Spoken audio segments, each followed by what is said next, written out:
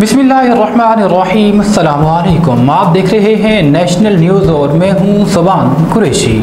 खबर शामिल करते हैं चिश्तिया से। हमारे नुमाइंदा मोहम्मद याकूब कराचा की रिपोर्ट के मुताबिक पूरे पाकिस्तान की तरह चिश्तिया में भी आल पाकिस्तान अंजुमन ताजरान की अपील पर आज दोपहर 5 बजे बिजली और गैस के बिल्स में सालिमाना इजाफे के खिलाफ एहतजाज की कॉल दी गई है। मरकजी कायदीन की कॉल पर चिश्तिया में भी भरपूर एहतजाज किया जाएगा।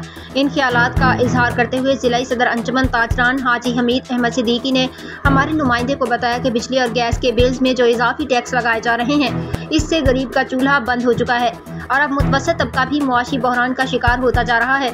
मौजूदा दौर में जिस तरह टैक्सेस और बिल्स में इजाफा किया गया है, आज तक ऐसा कभी नहीं देखा। बिजली के बिल पर सेल्स टैक्स की क्या ज़रूरत है? क्या घर में कोई फैक्ट्री लगी है?